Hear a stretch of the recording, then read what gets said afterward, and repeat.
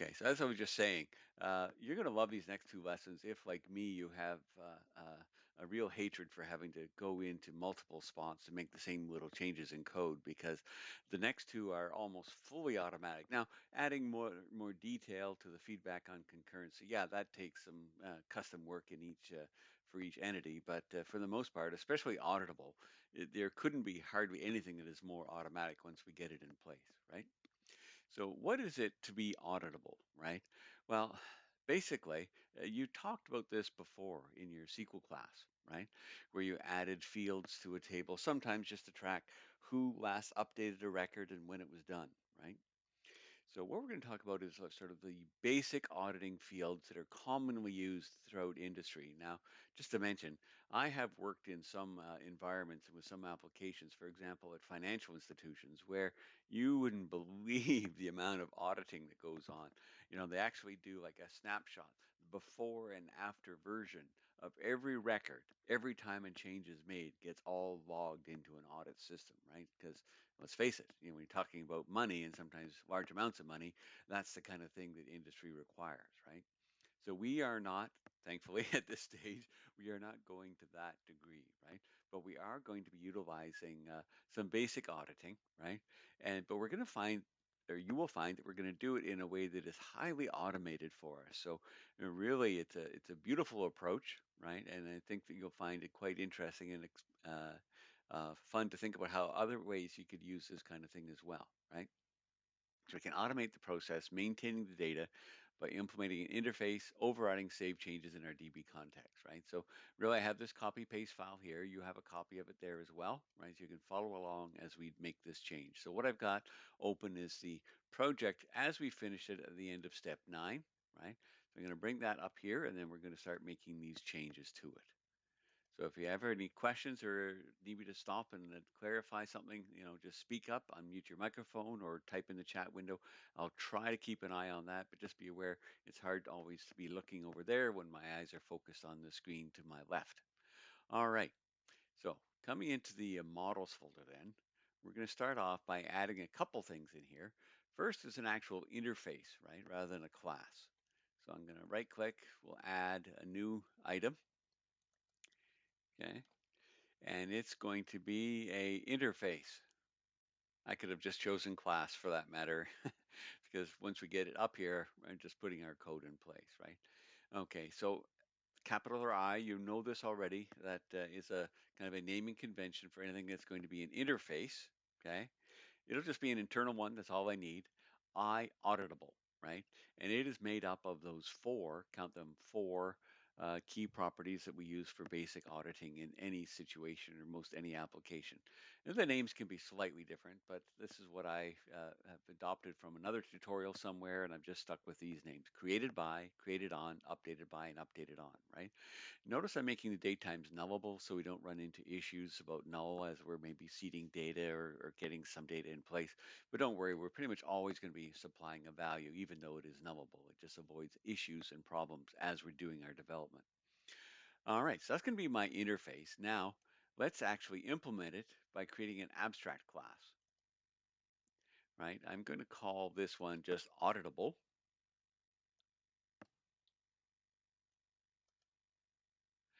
And I'll just get the code.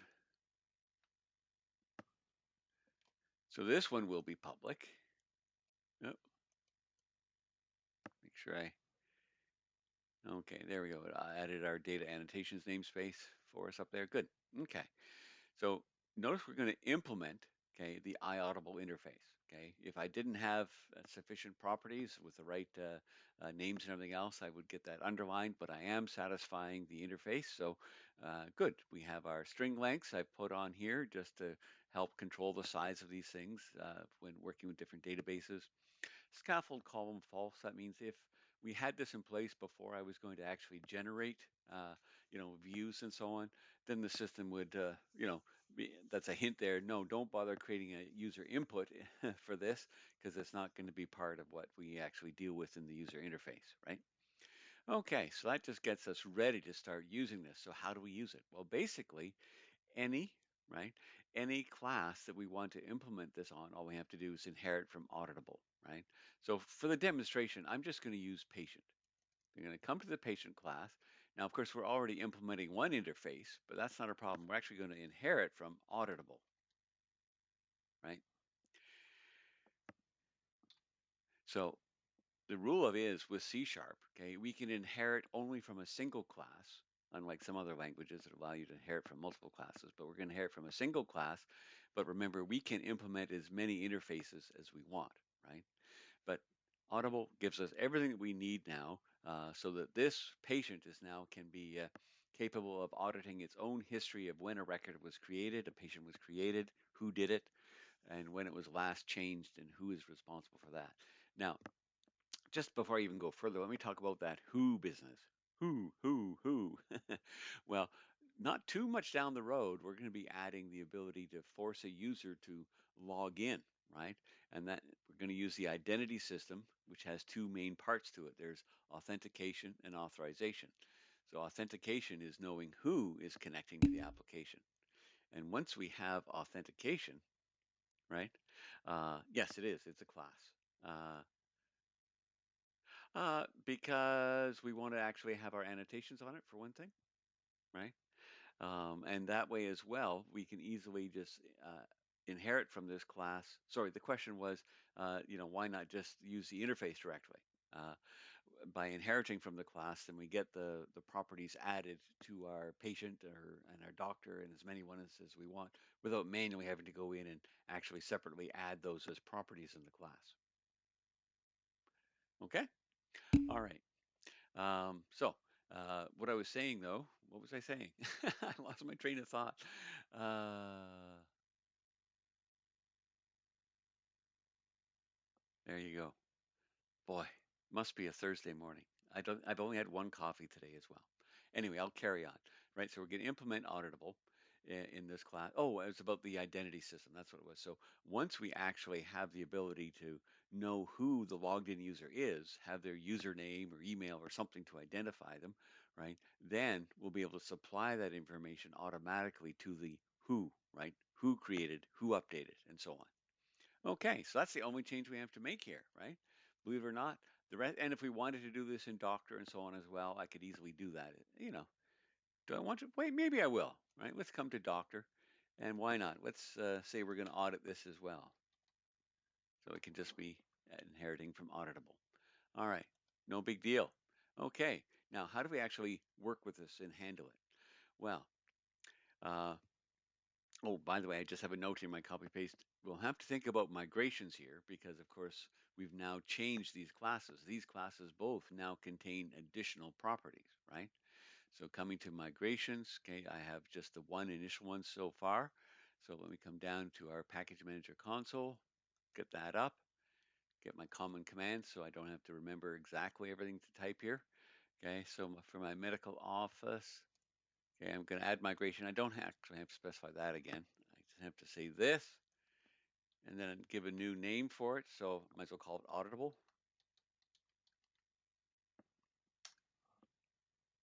And as long as I don't get a build error, you've probably heard me say that at this point before because I always forget to do a build first. Okay, I didn't. So look at that. All we're doing is we're adding these columns, right, to the different tables, doctors, patients, and so on. And the down would just be to drop them all, right?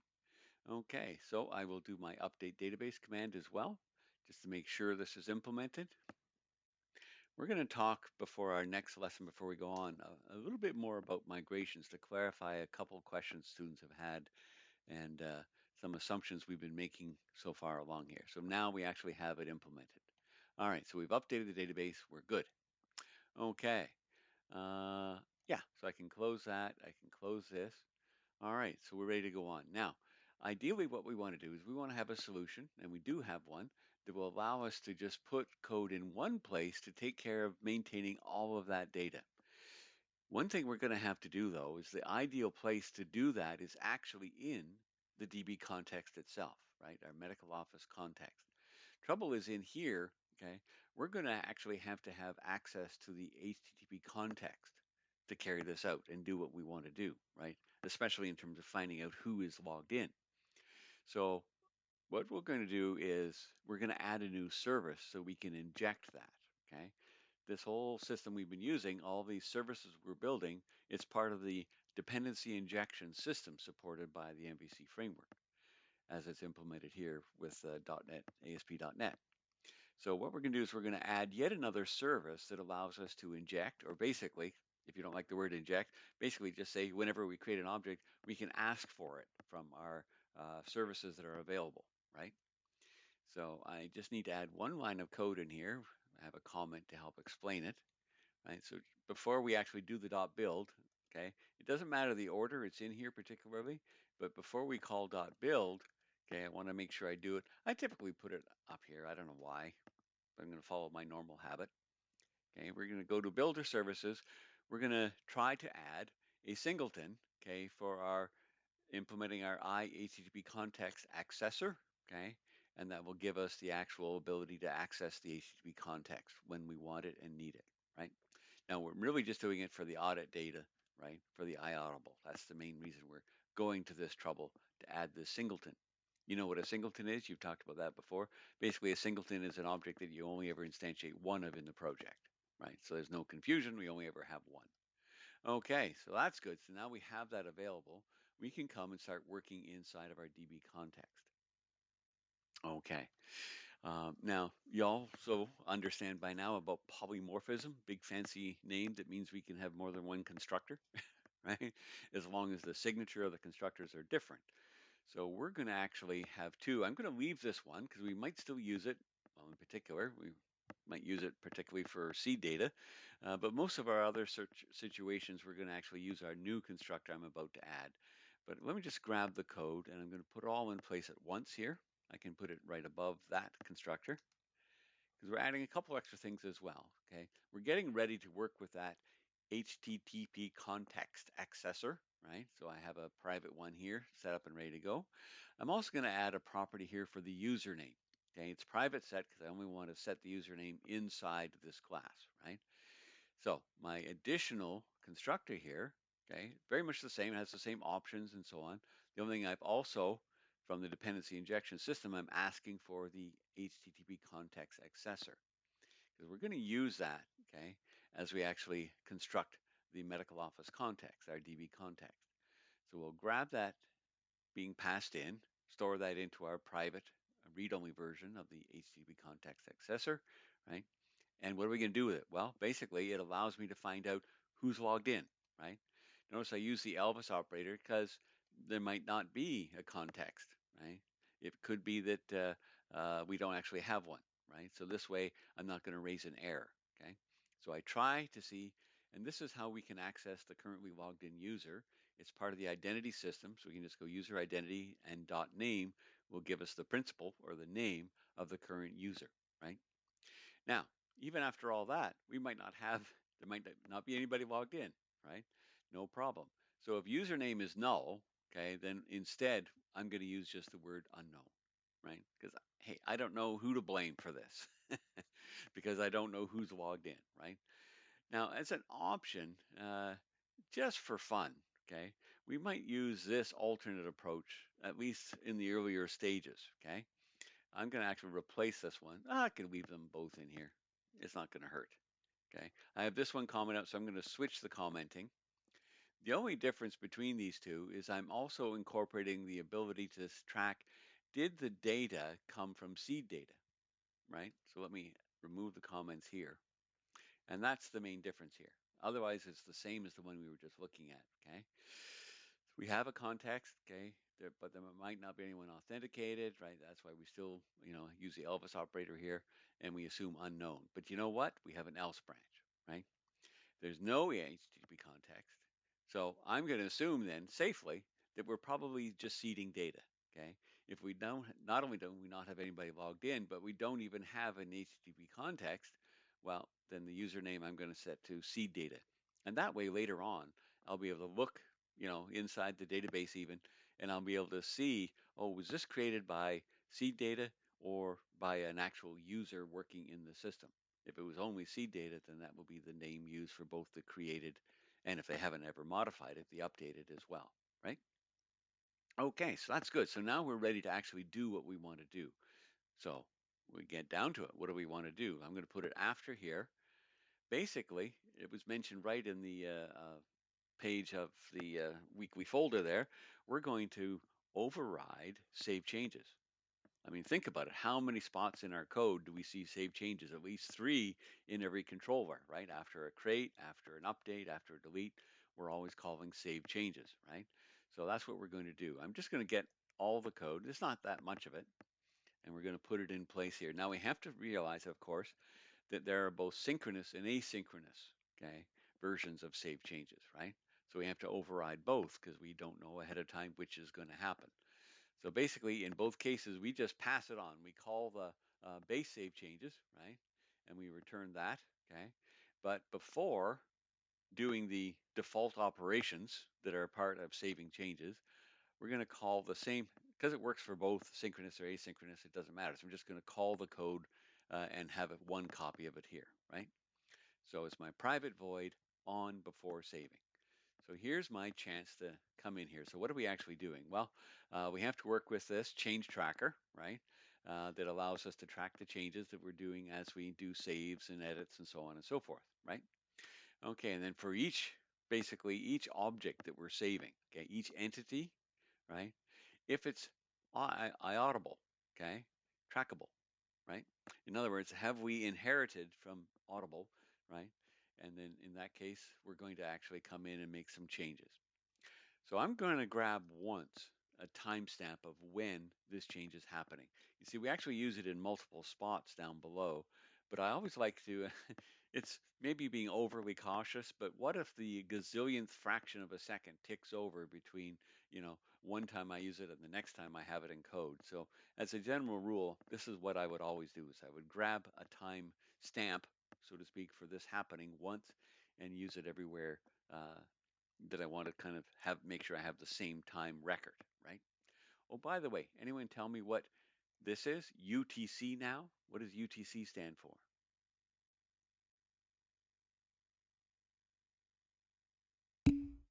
That's right.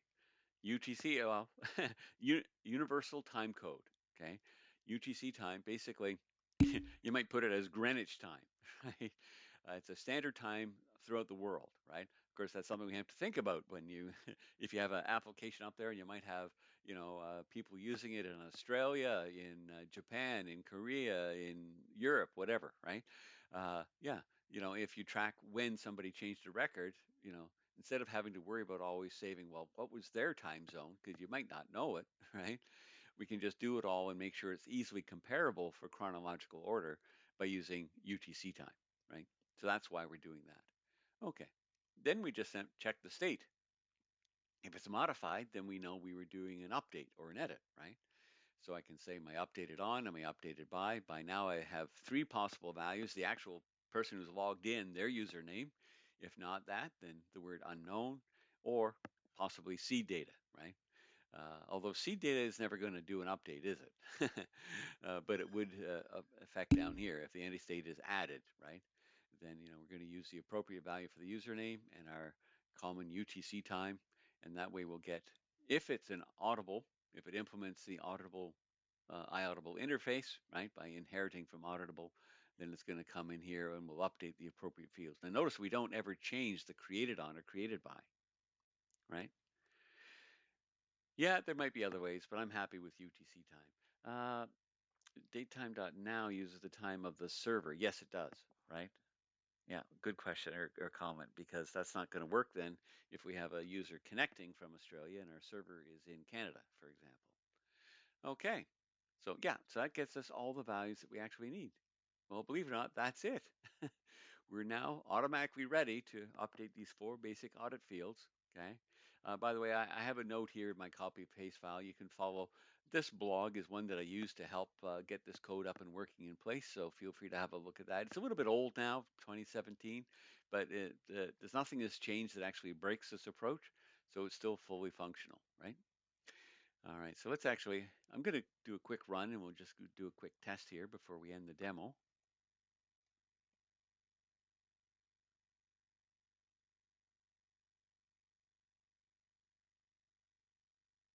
All righty. So coming to patients. Okay. Now I've got a lot of patients in here, 35 pages of them. So I'm going to try to find somebody that I can easily make sure I go back and check there. So this is Wilma Flintstone. I only have one Wilma Flintstone. So let's edit Wilma. Okay. I'm going to make a quick change here. I'll change her middle name to Janet instead of Jane. Save that. Bada bing. Okay, we're good. I've made a change. So let me stop running. Now, it's unfortunate that I didn't manage to get this little tool installed on all the computers in the lab. Sorry about that. I guess there's a problem adding it now after the fact. But if you are working at home or on your laptop, you followed the link that I put up in Blackboard and you probably have this installed yourself, right? So I can come in here, I can connect to my database. So here's my medical office. I can come down to my tables. Here's my patients. And I just want to actually view the top 200 rows here so we can actually have a look at the data. Just wanted to show you what's going on. So here we see we've added, if I scroll over, notice that Wilma Flintstone is the second record because in our seeding, that's what happened. Look at this, okay? So here's all of our audit fields. So right now, notice that these all say created by seed data and the actual time, right? Notice that there is a little bit of variance, okay? So yeah, it happens fast, but it doesn't all happen instantaneously, right? But look at this, okay? Updated by unknown. That's because we made a change, right? So, and the updated time, of course, is actually after, okay, the created on as well. Not much after, but it is after, okay? And, so we've successfully tracked that this was updated by a different person than who created it and at a different time from when it was created and so on. There you go. So I just wanted to quickly bring that up. Sorry if you don't have this tool. That was my fault, my bad. But there's another one. I actually have a link in the instructions. Uh, there's a separate tool you can download, but I don't know if you can download it and get it up and working in the lab. I'll have to try that myself. If I do, I'll put up an announcement to remind people that, hey, if you're stuck and you really want to peek in the database to see what's going on, there is a second tool you can install. All right, any questions about auditing? As I said, it's one of the most automatic processes that we can add to the whole system. Now, I should mention one other thing about this. It's kind of important. Knowing who created a record, right? That's going to come into play later on when we do get the full identity system in place and we have authenticated who is connected to the application. Because one of the common things that comes up in terms of authorization, that's the other part of identity, right? First, you authenticate who it is, and then you see what are they authorized to do, and more particularly, what are they not authorized to do. And a very common thing that comes up in the real world is, okay, you want to allow the person that maybe initially created a record, give them the ability to go in and make changes, but nobody else unless they're in a supervisory capacity, right, or an admin or something like that, okay? But in terms of an individual user, so, if you got three people that all are in the same job in the office, well, then, Jim shouldn't be able to go in and change any of Jane's records that she created, right? But he might be able to go in and maintain his own. So knowing who created a record initially, that can be very helpful for that as well. All right. No final questions on auditing? Okay, we're going to carry on. So I'm just going to stop this recording so we can break it up.